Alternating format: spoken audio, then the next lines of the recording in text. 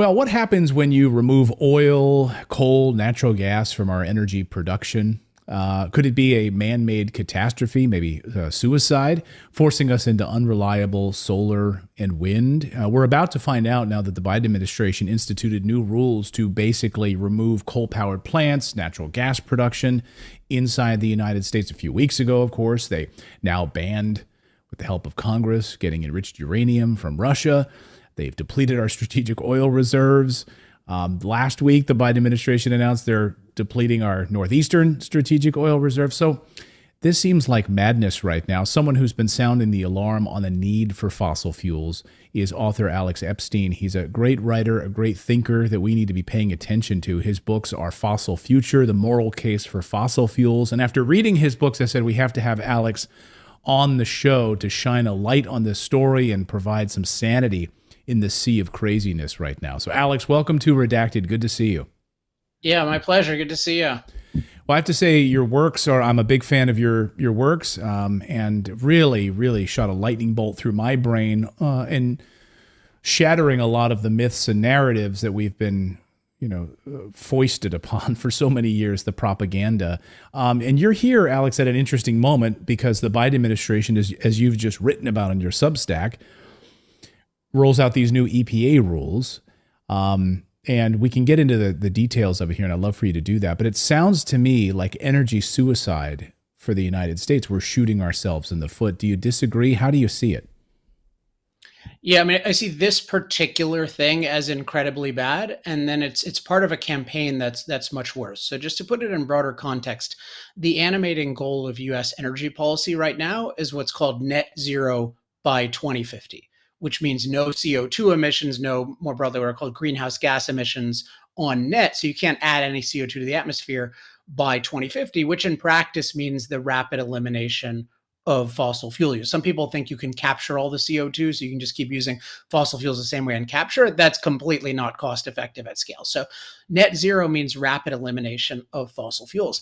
And the Biden administration, has signed the Paris Agreement, which it definitely shouldn't have done. It totally violates the Constitution to sign a treaty and not get Senate ratification. But it's committed us to this, much like many other countries have committed to this goal. Some less sincerely, some more sincerely. But this goal means, in practice, that you have to shut down the vast majority of American energy. And one of the key problem areas we have in energy already is the electric grid, because the electric grid is the basis of so much of modern life. We had a few years ago blackouts in California. Our experience with that was just being shut down a day is a disaster. And yet we already have shortfalls around the country that we haven't had in decades. We're already having that. And what the Biden administration is doing, because it's so dogmatically committed to net zero by 2050, is it's passing rules that will shut down basically every coal plant in America, as well as prevent most new natural gas plants from coming online. So you're talking about shutting down almost 20% of our reliable capacity and then having the inability to replace it with the most viable replacement, which is natural gas. So they're basically, and this is in an environment where thanks to EVs, thanks to AI, we're having rapid increase in demand. So it's almost impossible to believe that we're artificially reducing the supply of electricity and artificially increasing demand for electricity, which is just a guaranteed disaster. Yet that's what we're doing in the name of net zero dogma. And you could understand it if it was a natural disaster or something. There was some, catastrophe that unfolded. You had a Pompeii moment, and it's wiping out all sorts of, power stations and substations and everything else. But it's not. It's literally all coming out of Washington, D.C. Yeah, I mean, there's nothing conceivable that could happen in terms of weather that could do anything like what's planned. I mean, there's no such thing as a nationwide storm in a modern economy that just shuts down the entire grid indefinitely. And it's just, but of course, what they would say is, well, we're actually helping you, because even if you have to go without as much electricity, they would minimize the damage on that end, but they say, well, we're saving you from climate change, as they call it. It's an existential threat. And the idea is, if we don't do this, then the weather is just going to punish us so much. It'll be even worse than having shortages of power, which we could talk about. But my view is the exact opposite. The catastrophe is lack of energy, not some kind of change in climate. When you have abundant energy, you can deal with basically any climate. When you have scarce energy, you can't deal with any climate or anything else in life. You write about in your book, Fossil Future, I have some notes here. You said, we're being told that intermittent solar and wind, which provide just 3% of the world's energy after many decades on the market, which would today depend on fossil fuels for 27 or 24/7 backup, will definitely be able to replace 80% of energy we get from fossil fuels, plus provide most of the additional energy the world needs in less than 30 years. I mean, when I read that, I think, yeah, that sounds absolutely reasonable. There's no way we can pull this off. What models are they using that says that this is smart? We can shut down coal power. We can then not create new natural gas production. And we can replace all of this with solar and wind. Where are they getting this information? Well, I think one important thing to assess is, are the people saying this really interested in abundant energy and they just think they've come up with a better way?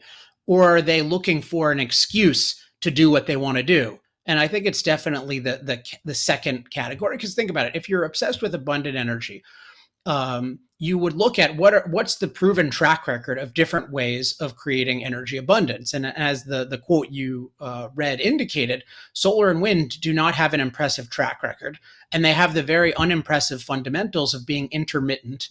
So basically unreliable. And the key is uncontrollable. So the whole modern world depends on controllable energy, where you control when you use energy, and crucially, you control the exact amount that you use. What percentage of the time do solar and wind give you the exact amount of energy you need?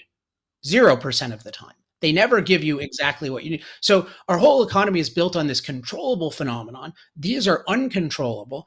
And the only way that just using solar and wind you could get around this is if man-made storage was just so incredibly cheap, you could basically just build infinite amounts of storage. Then you would build a huge amount of intermittent stuff, and you'd sort of charge batteries for days, weeks, months on end, right, to deal with summer and to deal with winter and deal with, depending on where you are, where the shortfalls are.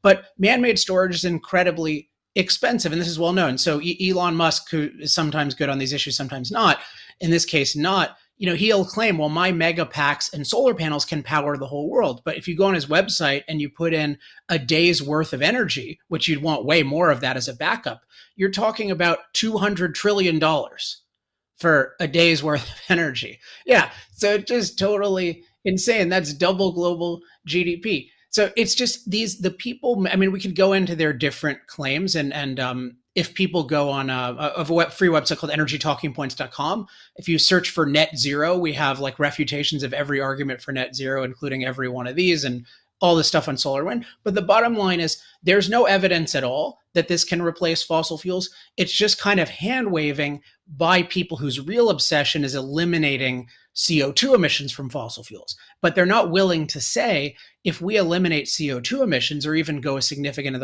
part of the way there, we're going to have massive suffering. So they're claiming, oh, we can get rid of fossil fuels and have energy abundance. And that's always been a lie, which I've been pointing out for the last 17 years. Now the world is waking up to that because they're seeing that these green policies lead toward energy scarcity. And we're just a tiny fraction of the way to where they want to go. So people are waking up, and I'm happy that's happening. There seem to be some case studies, at least, on how this would go if the Biden administration moves forward with this plan, which it seems like they are, eliminating coal plants, shutting down natural gas production, and so forth, and moving towards solar and wind. You can look to certain countries, I believe, like Ghana, for instance, that under the pressure from the World Bank said, yes, we'll move in this direction. And now they have widespread blackouts on a regular basis. It's been devastating. And can you speak to some other case studies that maybe are a cautionary tale for where the United States might go if we go down this dark path? Definitely, but it's important that all the case studies are very marginal, because nobody has come. The most important case study is nobody has done remotely what they're advocating at all. So nobody is powering themselves. Because like Germany was a lot of talk in that regard recently, right? We saw after the destruction of the Nord Stream pipeline, and of course they pulled all these nuclear power plants offline. sort of shift back to Right. coal. So I think they've taken steps, and then they step back and realize, oh, all of these companies are now shutting down because they can't afford the power here. So maybe we should change direction. Is that what you mean? That's part of it. But even when they were going more whole hog in the direction, they're just powering still, far less than 50% of their grid with solar and wind. They're doing it by being dependent on neighbors and stuff like that. So they're relying on the reliable electricity of neighbors. This almost always happens when you're dealing with unreliable stuff. Like Denmark, people say, oh, they use so much wind. Yeah, because it's a tiny country that's sandwiched between these other places where when they produce too much wind electricity, because it's always too much or too little. It's never Goldilocks, right? So when they produce too much, they can offload it. When they produce too little, they can bring it. But they're always parasites on the people who are producing the reliable, controllable electricity. And also, this is only for electricity. Electricity is just 20% of the world's energy use. Most of the world's energy use is directly burning fossil fuels, either for transportation, where it's often the only option, like for planes and container ships and that kind of thing, or for heat, like industrial heat and residential heat is often way cheaper to do by burning fossil fuels directly than with any form of electricity. So they can't even replace fossil fuels for electricity, let alone all the non-electricity uses.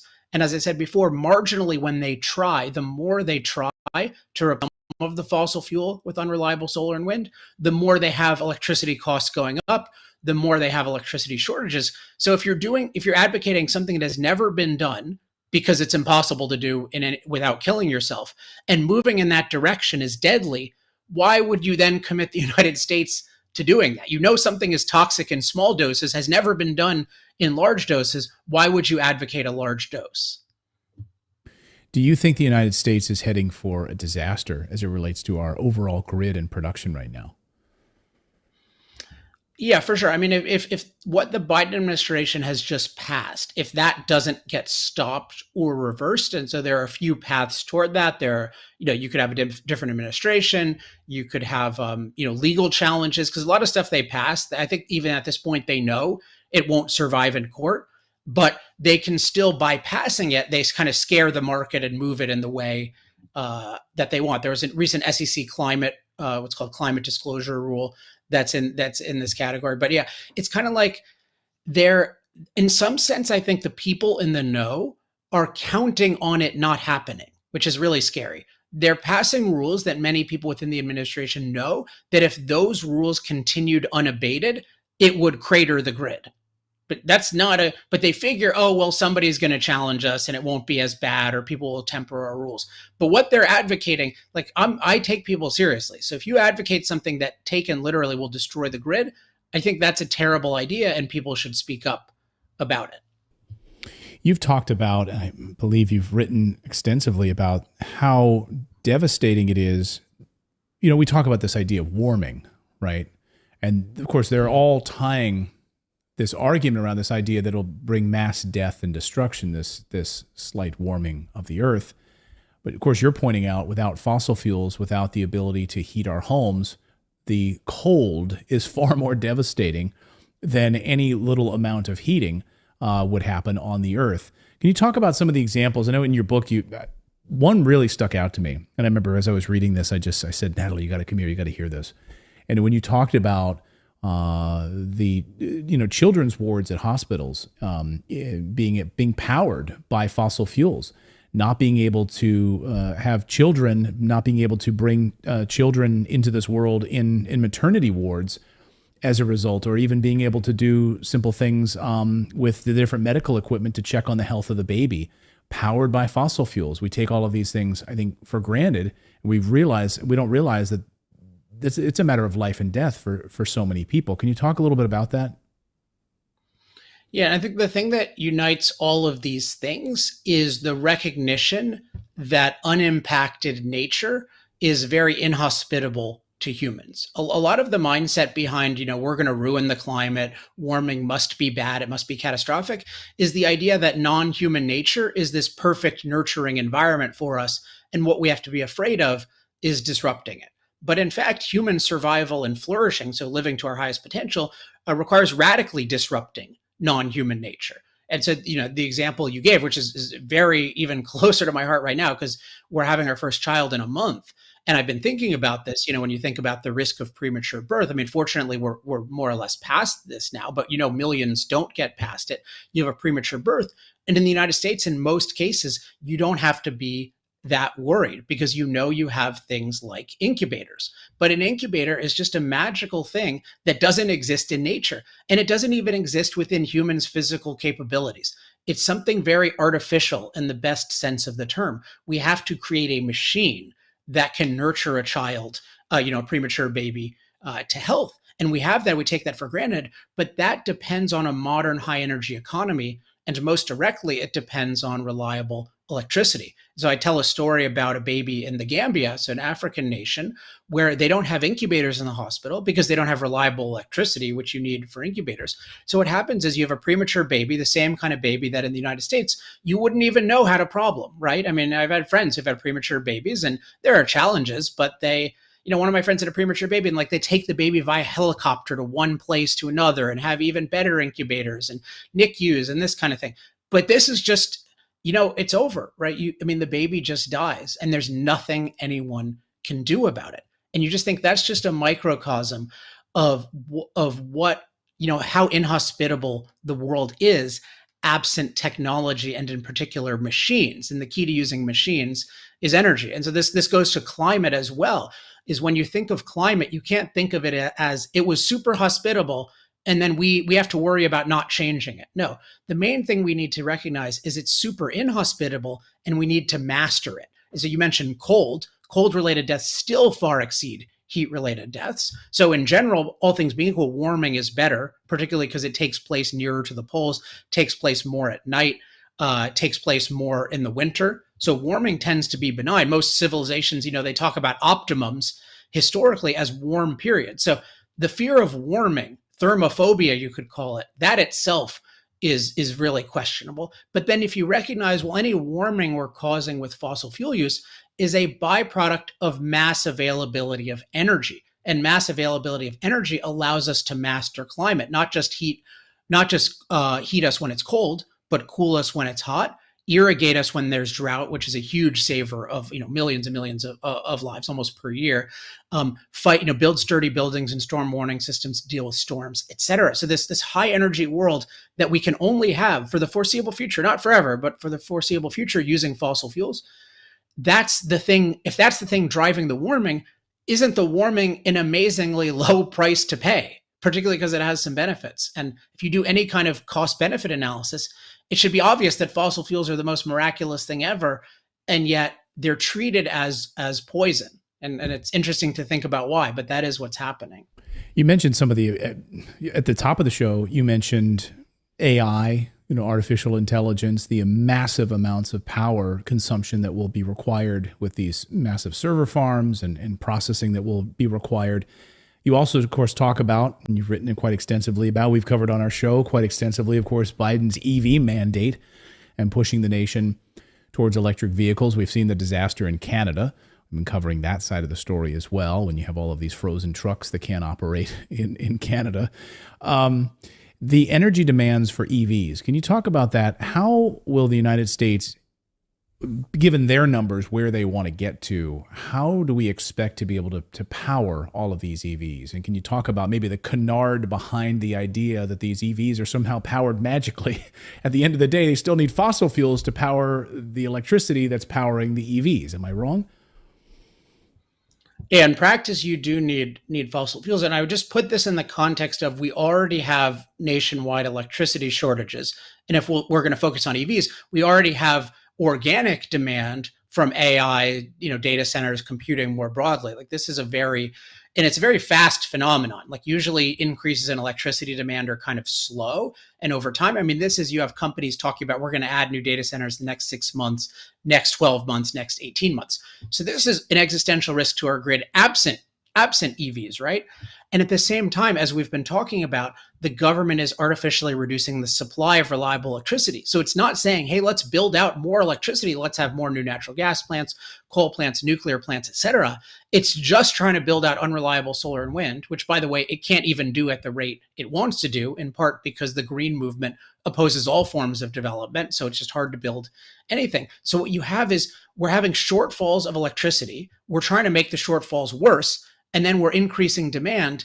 There's increasing demand already organically. And then with EVs, they're trying to create the greatest increase in demand imaginable, because what they're doing is they're taking our automobiles and other vehicles and making those electric. And what people might not realize is your automobile, EV owners might realize this, but your automobile is just an enormous power consumer compared to the electronics at your house. Like you're just, cars use so much energy. You think about, they're moving thousands of pounds, they're moving us, they're going fast. There's nothing like this in our homes. So you're talking about what, like 25% plus increases in demand on a grid that can't handle existing demand.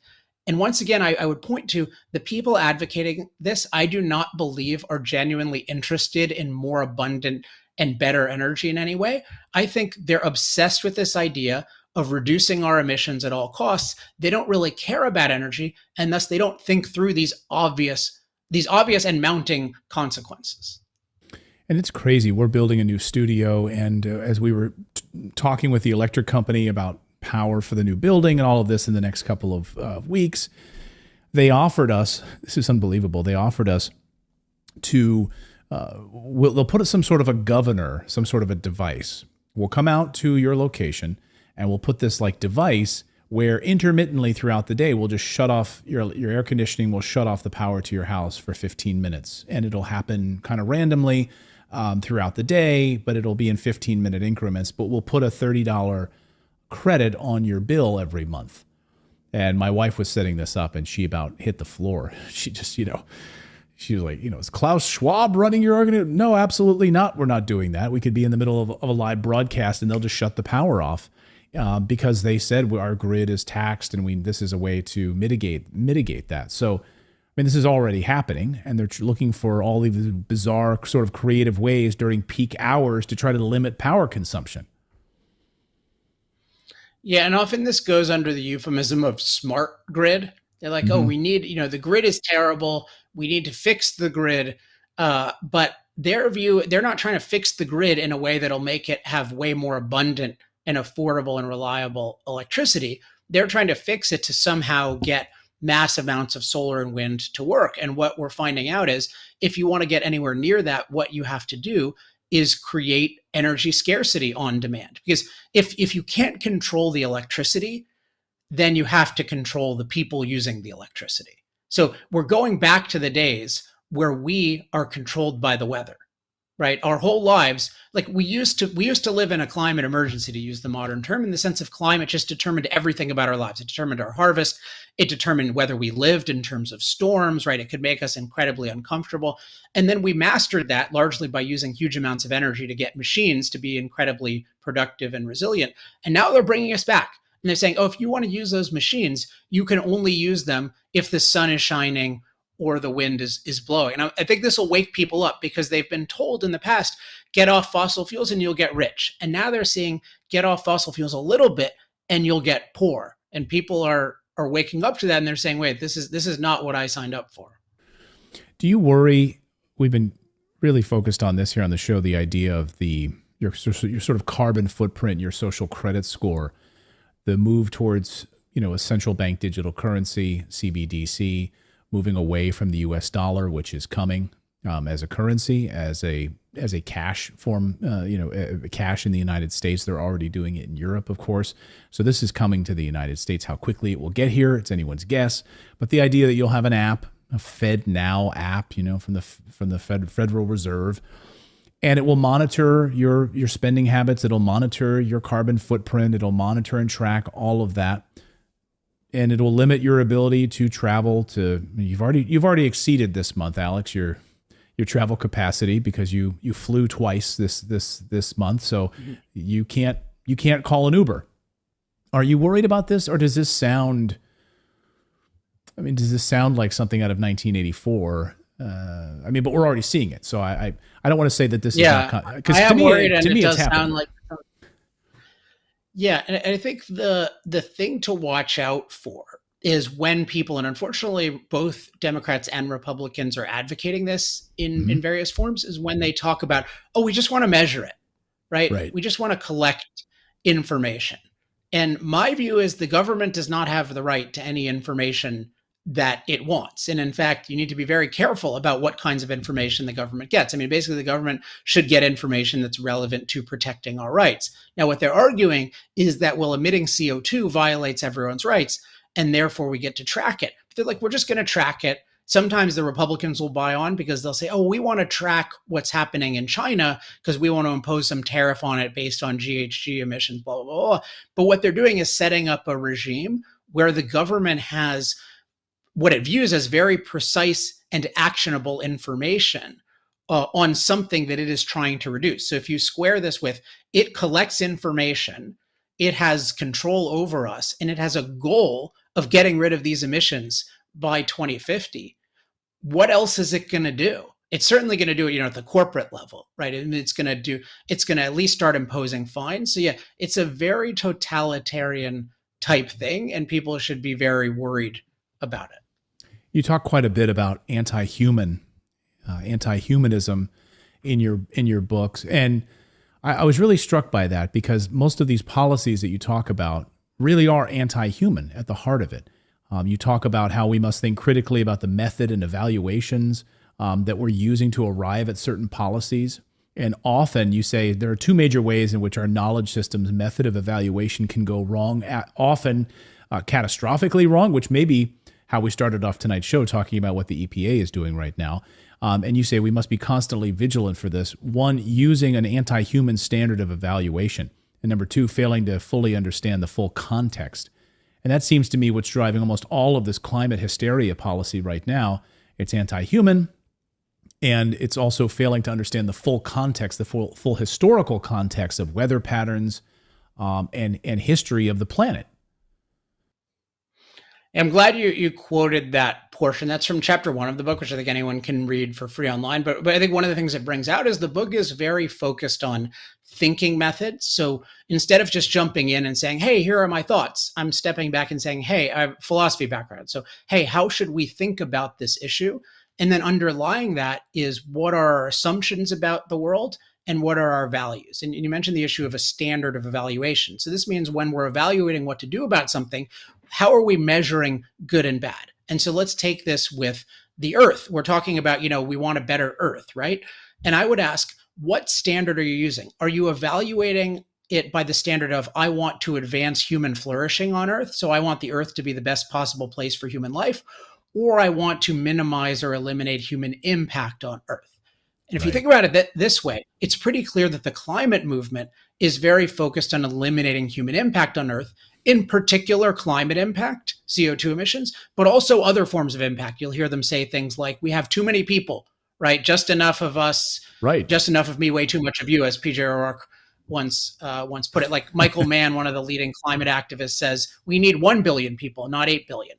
Well, you're not viewing the Earth from a human perspective. And it's very important when you're taking advice to know what the person's standard is. As a great economist, George Reisman once put it, trusting one of these impact haters, a scientist impact hater who hates human impact, with recommendations is like trusting a doctor who's on the side of the germs. So if you're not on team human, even if you know science, that doesn't assure me, because you're viewing science from an anti-human perspective. And you see this with climate. A lot of the people in climate, they have this view that the number one goal should be to not impact climate.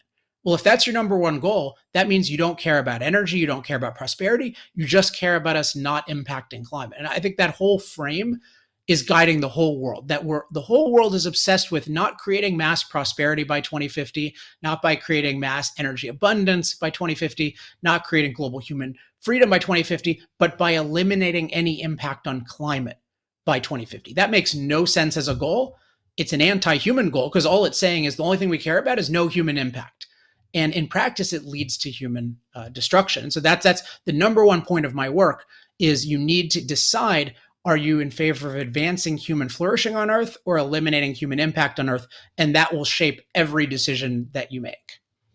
What did you think when they rolled out that Doomsday clock that King Charles, I think, unveiled and pressed the button to start that Doomsday clock a few months ago, to let everyone know, like, this is the specific date when the world ends unless we... What was the date?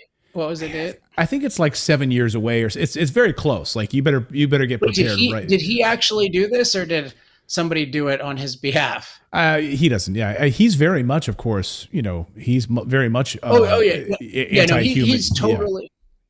Yeah, I mean, one of the interesting things about these doomsday predictions, and I talk about this in chapter 2 of Fossil Future, is that there's just this incredibly terrible track record of what I call designated experts. So people that our institutions tell us are the experts that we should listen to. They have this terrible track record of predicting catastrophe or apocalypse, and then the world gets better. So they did this with resources, right? We're going to run out of resources. Paul Ehrlich, still a famous Stanford ecologist, we're going to run out of resources. Now we have more usable resources than ever. We're going to pollute our environment so we can't even see the sun. Our environment gets cleaner and cleaner. We're going to die from catastrophic global cooling. Then we're going to die from catastrophic global warming, climate-related disaster deaths, so deaths from storms and floods, extreme heat, et cetera, those going down at all-time lows right now. So, right. And then nuclear energy was, this is going to kill everyone. And in fact, it's been the safest form of energy ever devised. So when you see this kind of track record, at minimum, you need to be skeptical when they make a new doomsday prediction. And yet you see there's not that much skepticism. And in Fossil Future, I talk about sort of the underlying causes of these doomsday things. And one thing I'll just say is this view, I call it the delicate nurture assumption of Earth. So it's the idea that Earth, unimpacted by humans, exists in this balance that nurtures us. And the balance is stable, so it doesn't change too much. It's safe, so it won't endanger us too much. And it's sufficient. It gives us enough resources as long as we're not too greedy. And this is like King Charles's and many other people's view of the Earth and the climate, right? It's this delicate nurture.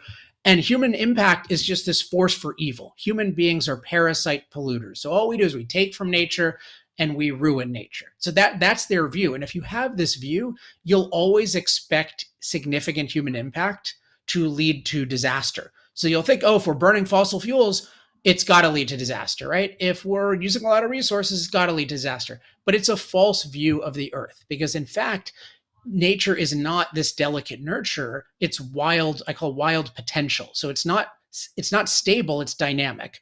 It's not safe, it's dangerous, and it's not sufficient, it's deficient. That's why life was terrible for the average person until basically we figured out fossil fuels and freedom. And human beings are not parasite polluters. We're actually producers. So we add more value to the world. We've created a lot more resources, and we're improvers. We actually clean up our environment, including making things like clean water from dirty water, and we neutralize climate danger. So if you have this false model of Earth, like King Charles and so many others do, you always expect modern civilization to lead to its own destruction, much like Marx expected capitalism to lead to its own destruction. That's, by the way, where we get the idea of sustainability, which is a very corrupt term, because it implies that capitalism and freedom are inherently unsustainable. And so we need government control to make ourselves live a, quote, sustainable life. But in reality, capitalism and freedom are better than sustainable. They're progressive in the proper sense of the term. They're evolving.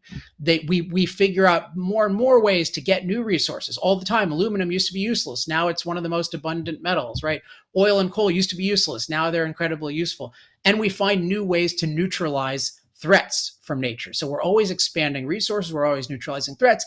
And that's how you can have it where all the experts predict the world is going to get worse, and it keeps getting better. But I find it very valuable to know the philosophical ideas underneath the wrong predictions and then the right way to think about it, because it'll really make you much happier as a human to be optimistic about what freedom leads to instead of being afraid the Earth is going to lose its resources and punish you, which a lot of people are afraid of. Earlier, you talked about Elon Musk being wrong on electric vehicles and wrong on batteries, but it seems like he is right on population, on the Earth's population. He said the Earth can handle billions more people.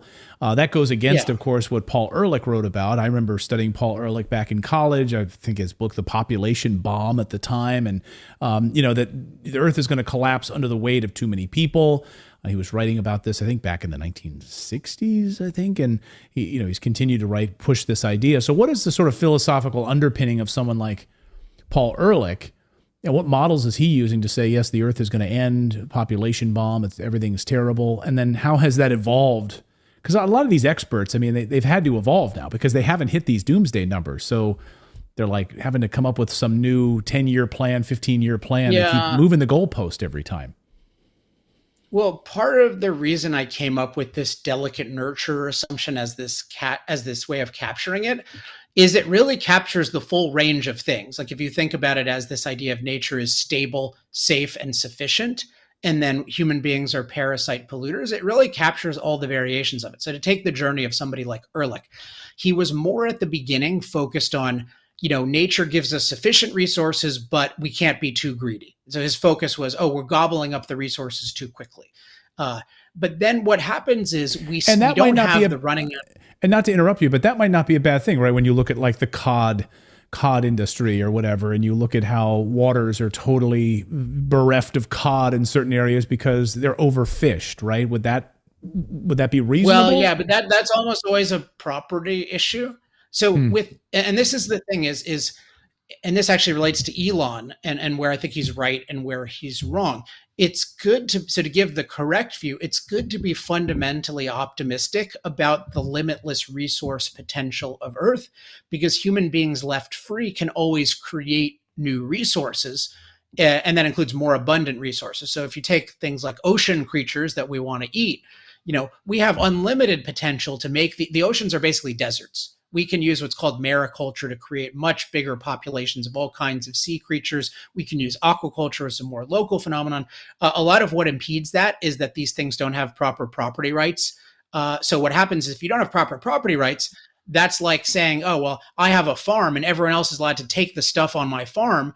We're going to have scarcity. Of course, you're going to have scarcity because having abundance requires that you're always producing more than you consume, which private property owners are incentivized to do. But when you have a commons, you don't. But it's just very important that you can be very optimistic about the resource potential of Earth, but that absolutely does not mean it is inevitable. And the number one thing that makes it non-inevitable is government restriction on production. Here's where I think Elon is a problematic character, because he advocates, I mean, he's gotten better, but he advocates quite a few government restrictions on production, hostility toward fossil fuels, and then perhaps non-coincidentally, favoritism toward solar and batteries are things that he advocates in various ways. But when you restrain production, you cause resource scarcity, and you can actually make these resource deprivation predictions come true. So for example, if we're seeing this now with electricity, right? Electricity could be incredibly abundant, but it's scarce because of government restrictions on electricity production.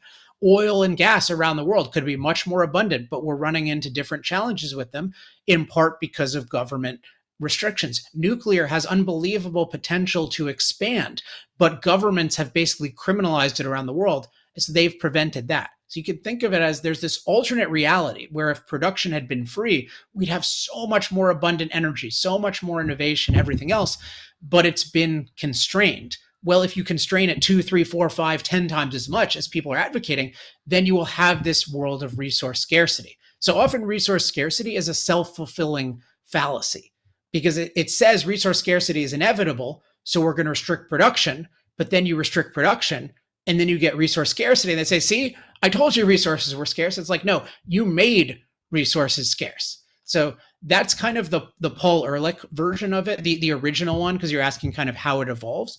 When he and others got wrong these resource scarcity predictions for a long time, then they shifted into something else, which they used to use this concept called carrying capacity. I mean, they still use it. So it's basically the Earth can only carry so many human beings, just like a petri dish can only carry so much bacteria. But of course, the bacteria can't produce new value. Human beings can combine their surroundings in new ways to produce new value. So it's a terrible analogy.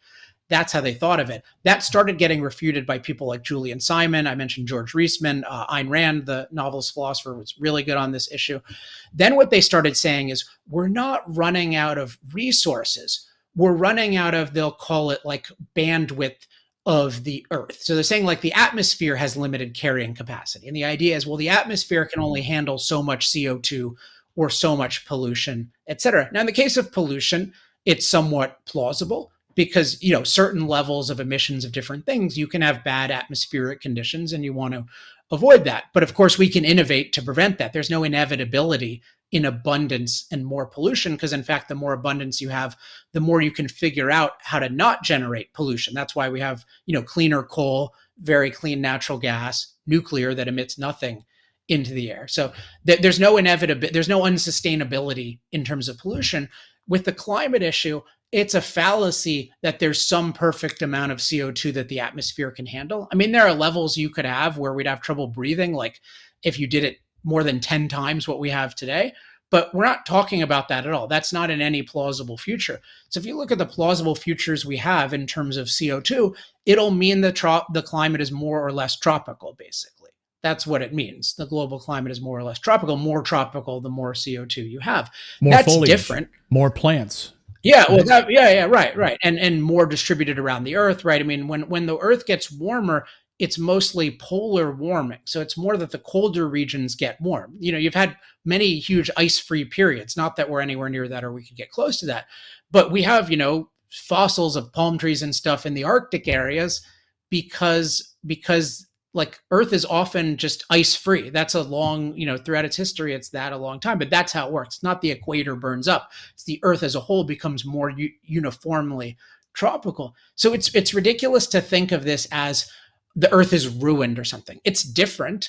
You could say, oh, I don't want to do it or something like that. Or I'd rather, many people would prefer it, but some wouldn't. But it's this idea that we're running out of bandwidth for CO2 is nonsense. But I just want to answer, that's how they're currently thinking of it. They're saying the atmosphere, the Earth hasn't run out of carrying capacity, the atmosphere does.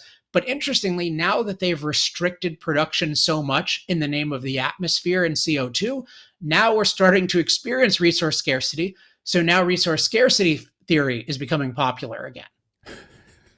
It's amazing, these cycles, right? It's fascinating, absolutely fascinating. Yeah. The sources we've spoken to on the show that say we have 0-point energy. We already have it. We've had it for years. The government knows about it. Where do you come down on that? I know it's a totally separate topic.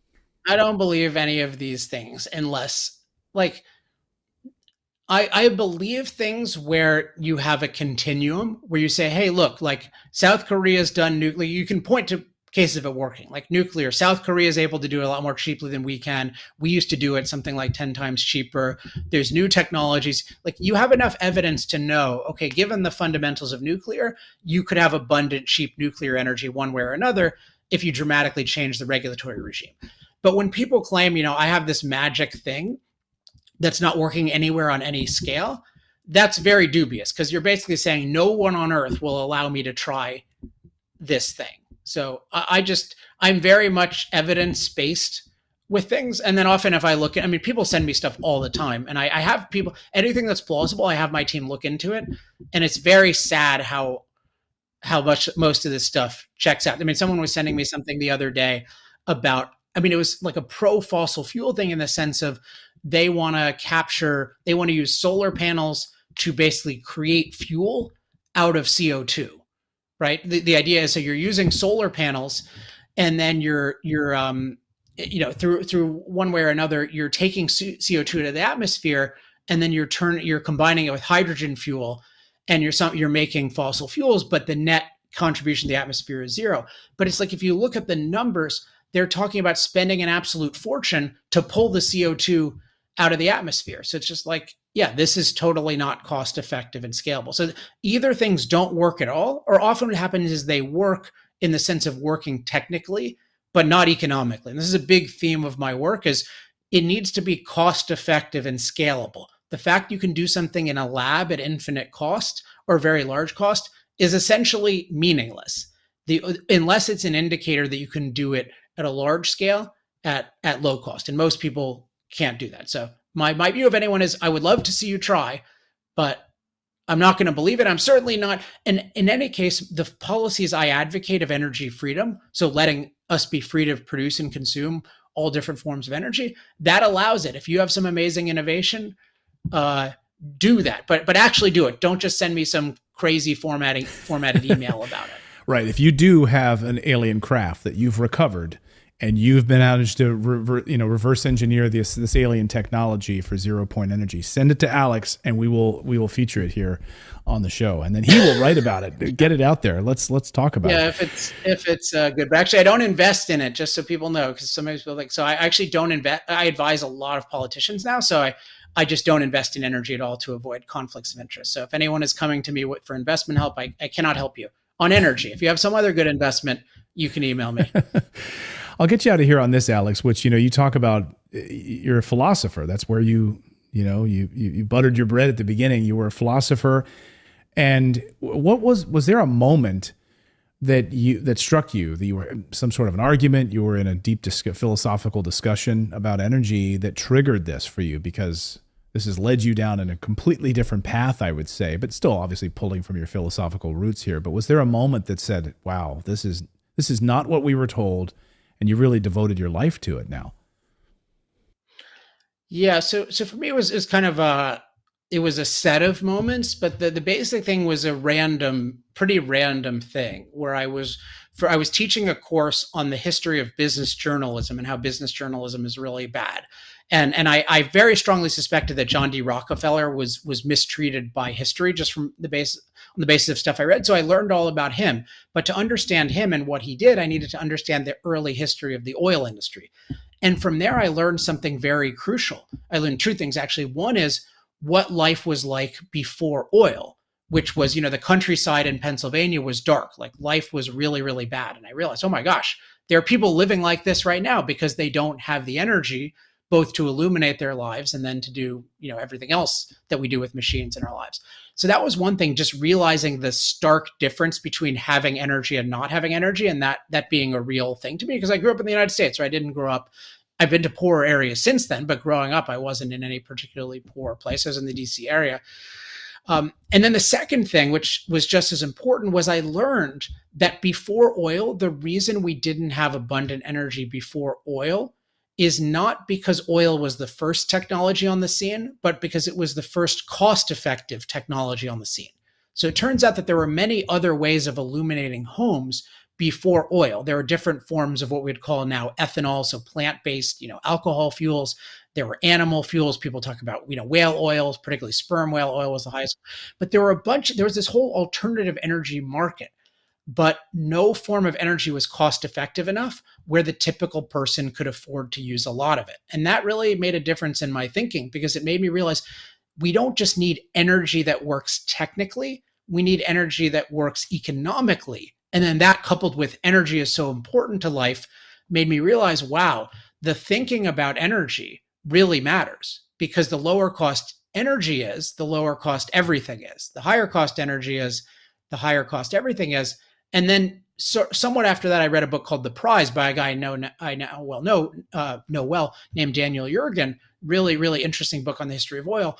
And I read, he showed the whole history of oil was really shaped by intellectual ideas, including philosophical ideas. At least that was my interpretation. And I thought, I wish I had been around for those past debates, because I disagreed with a lot of what people did. And then I thought, oh, wait, I can do that now. Like I can shape the thinking now. So I thought, well, this would be a good idea. If I could shape the thinking, particularly the philosophy of energy, which everything good depends on, and I could shape that for the better, that would be a very powerful thing to do. And fortunately, at the time, you don't know if you can actually do it. But fortunately now I've seen a lot of progress. My thinking has absolutely evolved thanks to your work. So I thank you for that. I was already sort of in your camp on this to begin with. I'm curious, have you had people who have not maybe been in that camp? I would say I was pretty much fully there, not fully aware of how dramatically important fossil fuels have been to transformation, how the ease of transport, all of those things. That was eye-opening for me. But have you run across people that have read your book that were on the complete opposite side? They were one of these climate alarmists. They were the King Charles pressing the button on the Doomsday clock, and they've done complete reversals. And what has that been like for you? Yeah.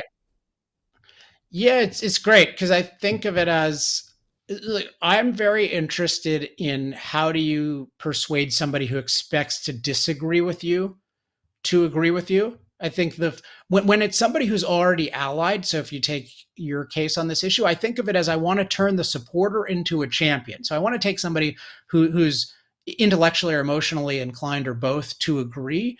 I want to give them a much better understanding of it so then they can exert a magnetic pull over other people.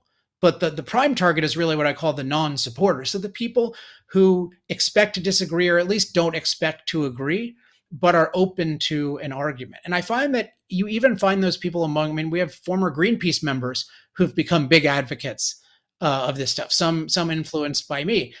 And then what the type that's very hard to influence is what I would call like a committed attacker of fossil fuels or of energy freedom. And this is somebody whose whole, either their financial livelihood depends on it, or maybe even more importantly, their psychological livelihood depends on it. So I always use the example of Al Gore. Imagine, I mean, he's both, but imagine Al Gore, even absent a financial incentive, were to read Fossil Future and have the feeling of, wow, this guy makes a lot of sense. And he actually points out a lot of things I've been pretty clearly wrong about.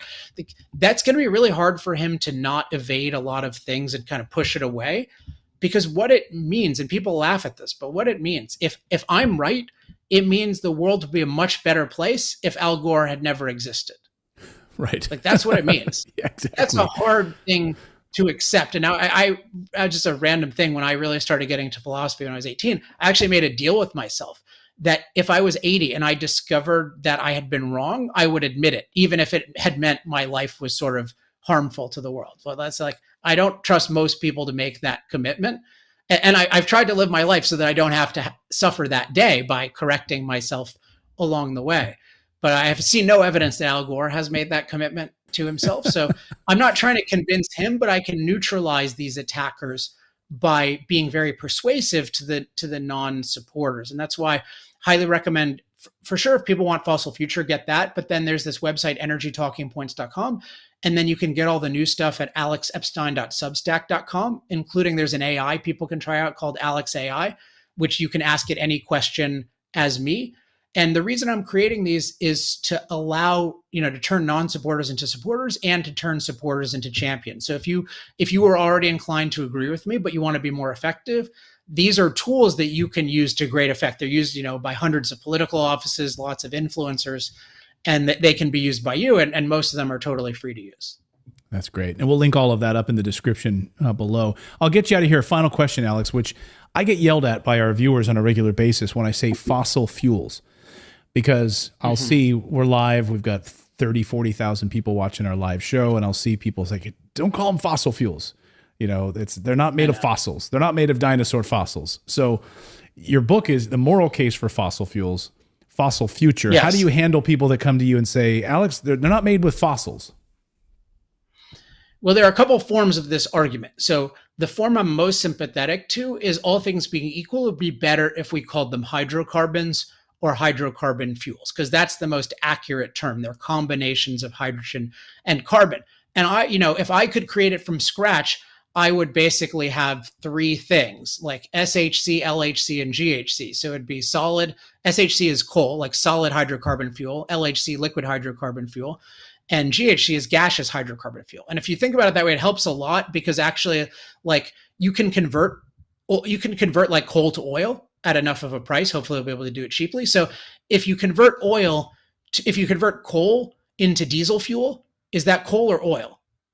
Right? It's confusing. Right. Because the form that it starts in is not always the same as the form that it ends in. So there's a bunch of confusion around it. So if you just talk about it as solid, liquid, and gaseous, that would be easier. But one of the problems there, and I'm all for anyone doing this, but when you were dealing with an issue, people have to recognize the issue. So if I had written the moral case for hydrocarbons, nobody would recognize that. Hydrocarbon future, nobody would recognize it.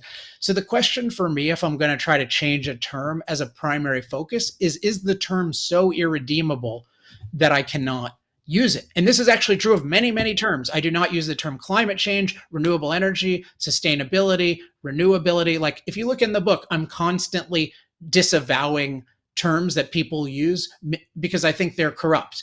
But fossil fuels is kind of a midway thing, because what it's getting at, the fossil really kind of means old. And in that sense, it is mostly valid, because the evidence we have, I think, is that most of what we call fossil fuels come from ancient dead life. Now, it's not dinosaurs, but it's things like plankton. It's things, in the case of coal, like vegetation. And it's valuable for people to understand that we power our world and a lot of our future by this ancient dead life.